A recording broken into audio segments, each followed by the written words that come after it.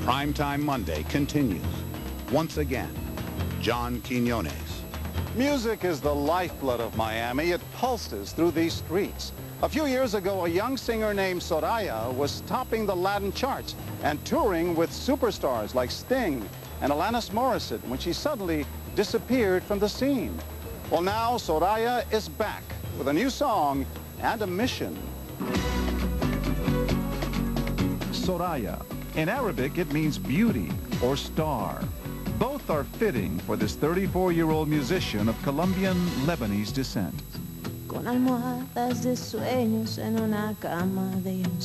Soraya is one of Latin music's most promising talents. Born in New Jersey and raised in Colombia, her music reflects a life spent between two countries, two languages, and two cultures. I'm actually happily in between the two countries. I feel very Colombian and very North American, but a lot of my values, the sense of family, the sense of identity, all of that comes from Colombia. The success of her debut album in 1996 earned her invitations to perform alongside some of the biggest names in rock and roll. She opened up for Sting, she opened up for Alanis Morissette. She could sing in English and Spanish, so she could sit on a stage with this kind of a crowd, which is an international crowd, and sing in their language, which is really important. She had 3 hits in 3 years, and with that, the beginnings of fame and fortune. But then, during a routine self-exam, Soraya discovers a lump under her arm. Tell me about that day, June 5th, the year 2000. What did the doctor say? After doing a couple of biopsies right there, we did a couple of tests, he asked me some questions, and I found out that I had stage 3 breast cancer. What goes through your mind? A lot of things. I mean, fear, obviously, that was the first thing. Shock. I was 31 years old at the time, so I was just in a state of absolute, my life had just been turned upside down. It wasn't the first time her life had been turned upside down. Breast cancer has had a devastating impact on Soraya's family. Her grandmother, aunt, and her mother all died from the disease. My mother, when she was going through treatment, taught me all these wonderful lessons in life that really helped me, especially at that moment in time. And the most important lesson? To ask yourself the question, what defines who you are? Because if you are defined by being the wife of, or by your career, or if you're defined by your physical appearance, by what you have, all those things change. You have to look inwards to find out what you're really made of. The next few months would test Soraya's emotional and physical resolve. Her treatment program was so aggressive, so debilitating, she was often too weak to leave the house. I'm in tune. My musicians would come over and we'd have jam sessions in my living room.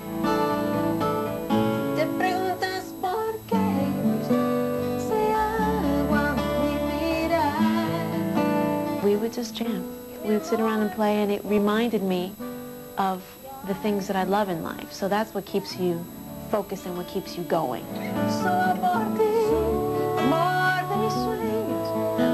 It was a fundamental part of my treatment.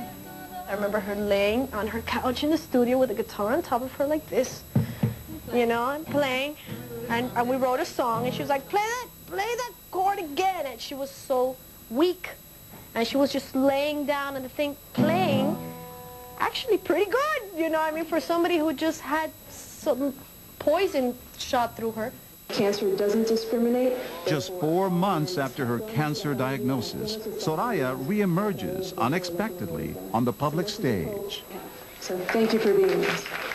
She immediately became involved in Race for the Cure, Go! one of the country's largest sources of private funding for breast cancer research. But you were still very sick. I was in the middle of treatment, but I knew that it was something that I could help with. You are no less of a woman when you are going through this treatment. And if I were to have shied away from cameras, I'd be buying into that theory. Soraya makes a decision to use her celebrity to help build breast cancer awareness in the Latino community, where it remains the leading cause of cancer death among women.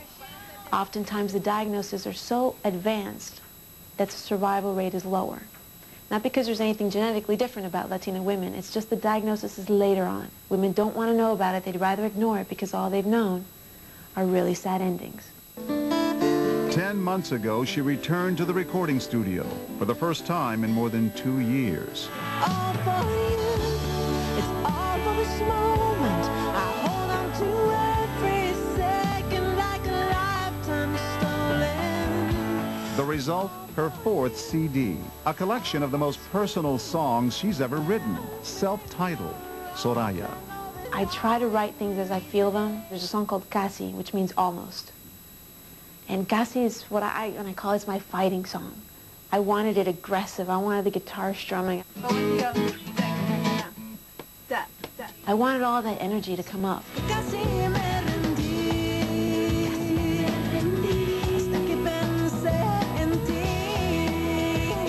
It's very rare that an artist gets a second chance musically speaking, and in this case it's a very beautiful thing because she got a second musical chance and she also got a second chance at life.